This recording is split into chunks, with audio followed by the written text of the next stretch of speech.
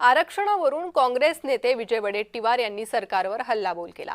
आरक्षणाचा GR ओबीसींच्या मुळावर उठणार आहे असं वडेट्टीवार म्हणतायत।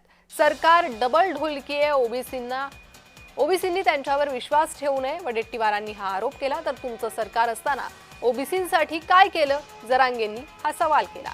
तुम्ही सुद्धा ओबीसींचं वाटोळच केलंय, जरांगेंनी वडेट्टीवारांना सुनावलंय। तर वडेट्टीवार यांनी सरकारवर हल्लाबोल केला। सरकार डबल ढोलकी असल्याचा आरोप वडेट्टीवार यांनी केलेला आहे आणि वडेट्टीवारांच्या या आरोपानंतर मनोज जरांगेंनी त्यांना प्रत्युत्तर दिलंय। एकीकडे मुख्यमंत्र्यांनी ओबीसीची बाजू घ्यायची, विखे पाटलांनी करार करायचा।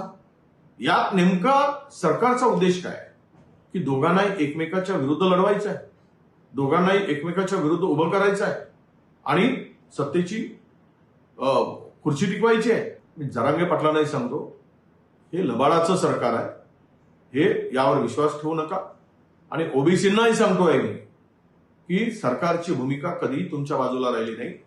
जो आत्ताचा GR काढला तो GR हा ओबीसीच्या बहुजनांच्या मुळावर उठणार आहे। आणि ते लई करी ढोलकी होय काय तुमच्या सत्ता होते तेव्हा कुठे गेलता, तेव्हा लय ओबीसीचं कल्याण केलं होय।